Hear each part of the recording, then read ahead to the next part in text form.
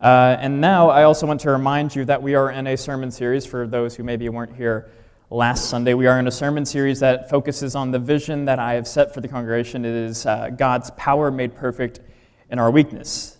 And so I just want to remind you of that. And today we're going to focus on Noah. Now that being said, I have pretty fond memories of my elementary school years. Now I know what a lot of you may be thinking right now. I can hardly remember our 40s, right? But anyway, as of right now, I still have these vivid memories of my elementary school years, whether it be at a birthday party with my friends or whether it be on a field day at school. And I also remember how generally we were kind to one another as kids. The kids every now and then would hit each other, but generally we were kind, and there was this innocence we all possessed, an innocence that was defined by being carefree and non-judgmental. We were just more kind to one another. And then I remember when things started to change. I remember in 5th and 6th grade, our innocence just seemed to slip away. We became mean to one another. We became judgmental and callous. It was actually in the 5th grade that I witnessed the first school fight in my school years. One kid hurled insults and slurs at another, and the insulted kid had proceeded to pummel the other kid. First time I ever seen anything like it. It was recess. We were all out, hundreds of kids out in the field for recess, and then I just saw hundreds just flock to one point in the field, and apparently there was a fight going on. In elementary school, the fighting would have been no more than pushing, and nobody would have dared to go and flock around a fight and watch it. But now, in 5th grade, everybody was just so eager, and they flocked to see a fight because they relished in the violence. Now, I don't want anybody to think that I was some completely self-aware 11 or 12-year-old. All right? Your parents would know there's no such thing as a completely self-aware 11 and 12-year-old. But then I saw the evil polluting my peers, and I was well aware that I wanted nothing to do with it. And quite frankly, I made mistakes in those years. It snuck in. The evil snuck in. I made mistakes, but I just knew that I didn't want anything to do with it. And in those years, in 5th and 6th grade, and then even through middle school and then a lot of high school, I felt alone. It seemed like every intention and every action and every thought of the people around me was evil. I just saw evil take over so many people. There was just this very noticeable moral decline. And aside from just reflecting on it in my school years, I think we probably all reflected on it in the world, haven't we?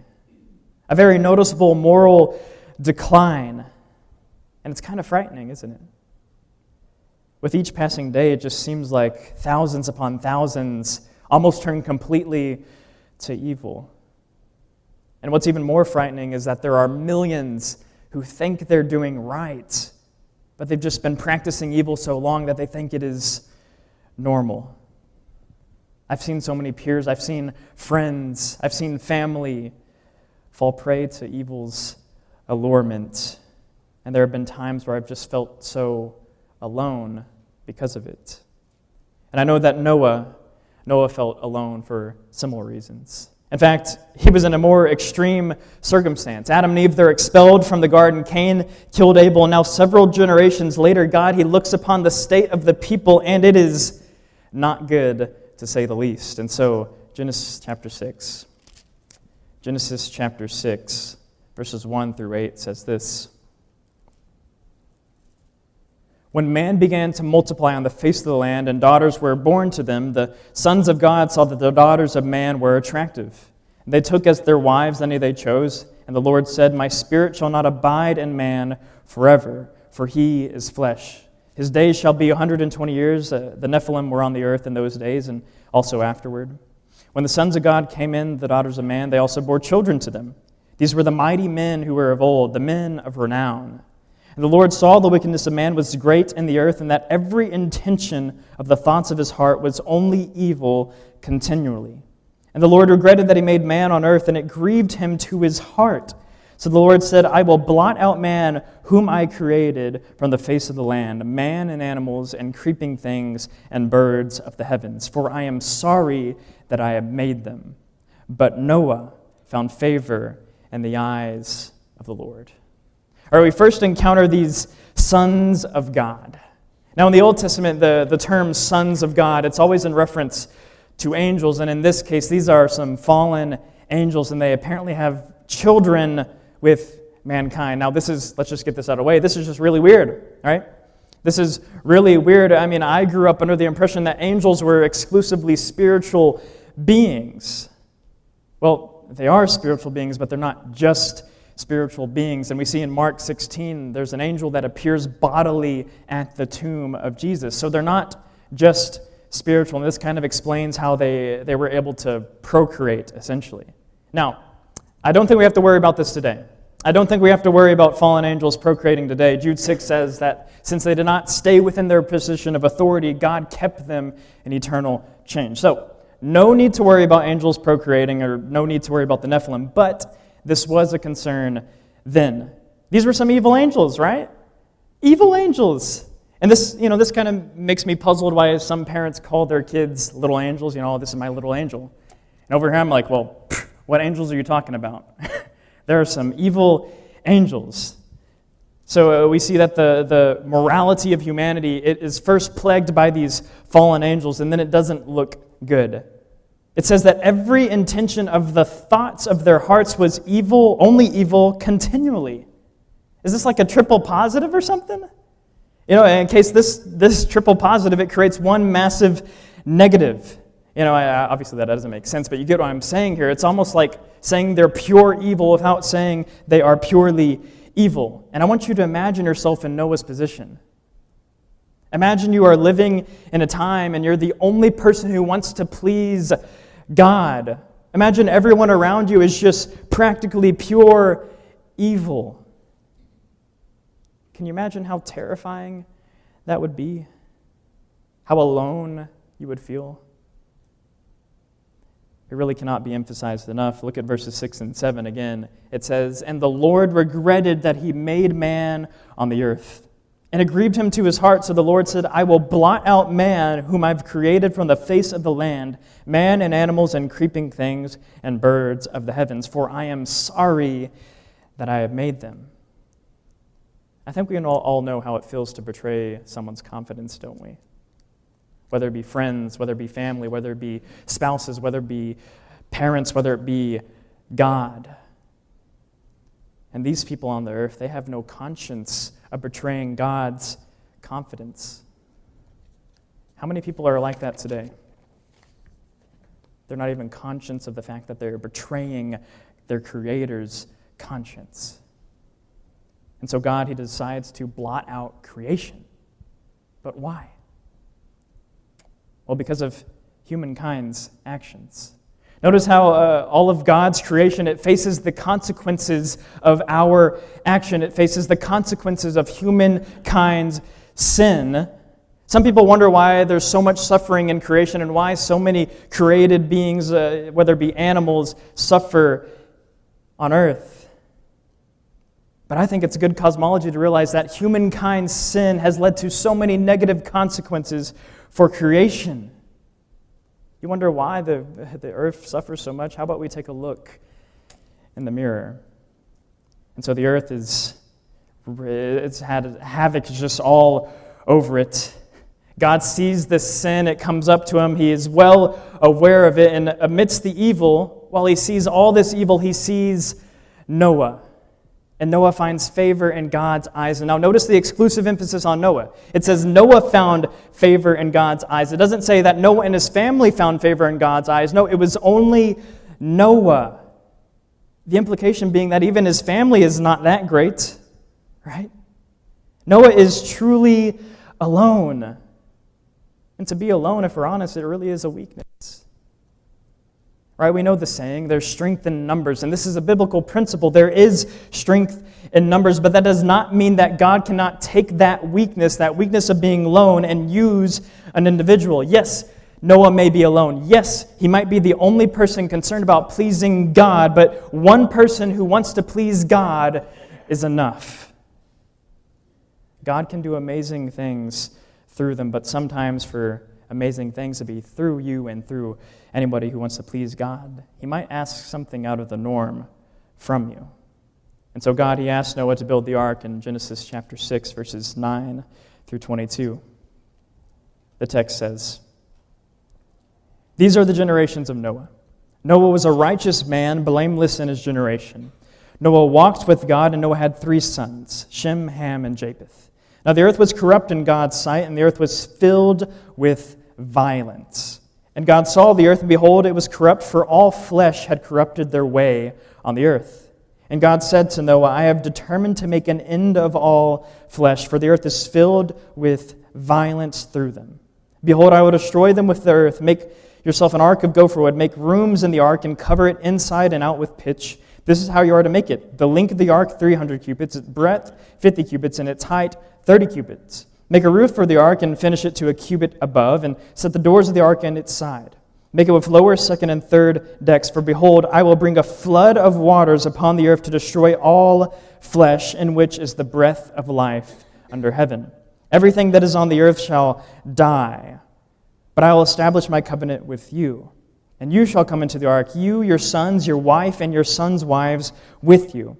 And of every living thing of all flesh you shall bring 2 of every sort into the ark to keep them alive with you. They shall be male and female, of the birds according to their kinds, and of the animals according to their kinds, and of creeping things on the ground according to its kind. 2 of every sort shall come into you to keep them alive. Also take with you every sort of food that is eaten, and store it up. It shall serve as food for you and for them. Noah did this, and he did that all God commanded." Now there are obviously a few things to unpack here. We are told of one specific sin, and that is violence. One sin is mentioned explicitly in the text, and it is violence. Now I think it's safe to assume that that's not the only sin that was running rampant, because every intention of man was evil, implying all aspects of their life was affected by the evil. But violence is explicitly mentioned. Haven't we seen so much violence in our world? Between Russia assaulting Ukraine, between bombings, between wars, between shootings. There's just so much violence. And according to the biblical story, the first person to physically die died due to violence. Cain killed Abel. And so God, he's had enough of this violence, one person against another, and he decides to wipe it out. He's had enough of it. And so God, he's going to send a flood, and he prepares Noah, right? He says, build an ark. Now let us appreciate how weird this is, okay? How weird it would be for God to request you to build an ark, to prepare for an unforeseen future, because that future is unforeseen on Noah's end. He doesn't know it for sure. God just told him it's going to happen. He has a word, but that's it. It's weird. And then he's told to build an ark of gopher wood. Well, that's maybe what it says. Translators, they're really not sure how to translate this here. The word for gopher, it only occurs once, and that's right here. So some people would suggest it's a type of wood, whether it be cypress, and some would say it's a type of wood that doesn't even exist today. But the type of wood doesn't really matter. This is just a weird situation. God, he calls Noah to do something out of the norm. Can you imagine what his family may have thought? Sure, Noah, sure, Dad, go build an ark because a flood's going to come. Can you imagine what people around him thought? Sure, Noah, yeah, there's going to be a flood coming. They probably thought he was crazy. He's preparing for an unforeseen future, and he's doing something way out of the norm. And according to worldly standards, being out of the norm is disadvantageous, right? It's not an advantage to you to be out of the norm. And so, of course, Noah's out of the norm. He's out of the norm because he's the only person concerned about pleasing God, and he's out of the norm by building a large boat to house his family and some animals. Right, and speaking of that, God asked him to house some animals. Can you imagine that? If I was there and God asked me, hey, I need you to get 2 types of everything, I'd be like, wait a minute. I have a list of animals I don't want to keep, like the things that can kill me. How about we leave those off the ark, But here, God, he asked him to get these animals on the ark, and my goodness, how weird is that? Let's just be honest, this is weird. This is out of the norm. But haven't we all been called to something and things out of the norm? Haven't we all been called to live in a way that's contrary to how society lives? We serve a king who did not possess earthly riches. We do not live life according to the flesh, and we read and practice a text that is largely considered outdated. We serve a God who would come down in the flesh to serve others, and a God who would sacrifice himself. Of course, we're out of the norm. Despite being out of the norm, despite things that can be considered weaknesses for Noah, he obeys God. He has faith in God, and he fears God, according to Hebrews chapter 11, verse 7. Now, I want us to explore what it means exactly to have faith. Noah has faith, and he fears God, but there's misconceptions about faith. And I'll tell you one of the misconceptions, and that misconception is that faith is blind. That's not true. Now, to explore this, let's go to Hebrews chapter 11. Hebrews 11. Of course, Hebrews 11, verse 1. It's the text, the verse that people turn to define faith, but it is commonly misunderstood. So Hebrews chapter 11, verse 1 says, "Now, faith is the assurance of things hoped for and the conviction of things not seen." Now, I want us to focus on this word conviction. All right, the Greek word translated for conviction here is alenkos. Now, it's better translated as proof or evidence. So in other words, Paul's faith is the assurance of things hoped for, the proof or evidence of the things not seen. So with this in mind, let's read verse 3. Hebrews 11, verse 3 says, "By faith, or the proof or evidence, we understand that the universe was created by the word of God, so that what is seen was not made out of the things that are visible." So what is this evidence of God?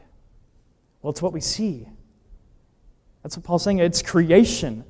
Paul's argument here is essentially a cosmological argument. The material world cannot be created out of what is material. God is the best explanation for everything in existence. Now, all that being said, our faith is not blind. God has given us so many reasons to have faith in Him, whether it's creation as a whole, the miracles He has performed, or Jesus who was resurrected. Church, our faith is not based on nothing. Our faith is based on everything. It is not blind faith.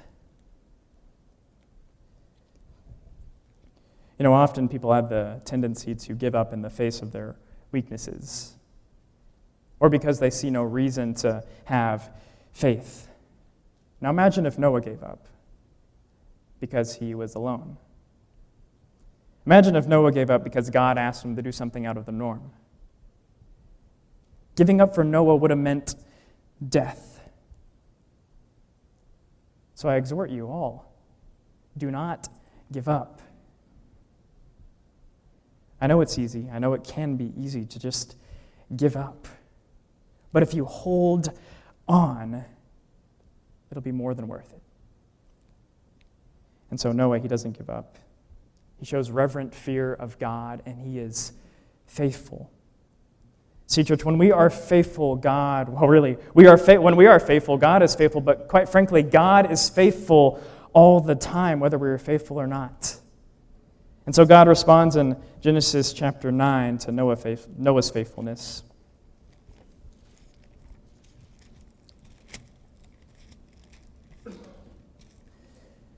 Genesis chapter 9. Now, this is after the flood. This is after it has subsided. This is after God has delivered Noah through the flood. Genesis chapter 9, verses 1 through 7 says this. "And God blessed Noah and his sons and said to them, 'Be fruitful and multiply and fill the earth. The fear of you and the dread of you shall be upon every beast of the earth and upon every bird of the heavens, upon everything that creeps on the ground and all the fish of the sea. Into your hand they are delivered.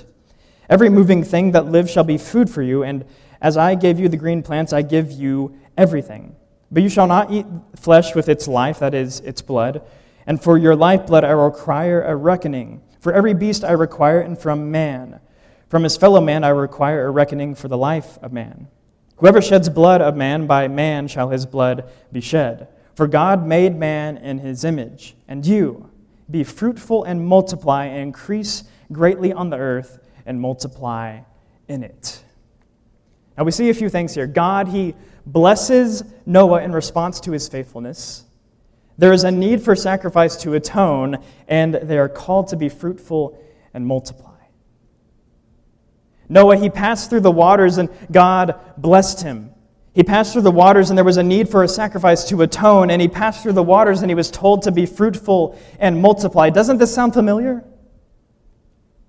Some of you have passed through the waters, and God blessed you. Some of you have passed through the waters, and there was a perfect sacrifice to atone.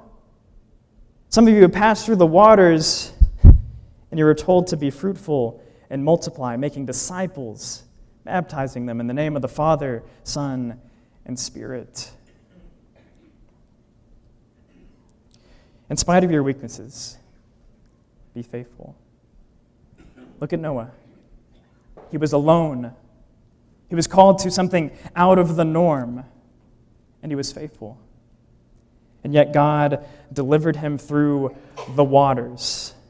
So be faithful like Noah, but unlike Noah, guess what? If you pass through the waters today, guess what? There is a perfect sacrifice waiting for you, perfect blood to cleanse you of your sins, and a perfect Savior to change who you are. And so if you've yet to pass through the waters, if you have yet to proclaim faith as Noah has and has so many people have, you have an opportunity now. You have an opportunity to proclaim faith and to be baptized in the name of the Father, Son, and Spirit.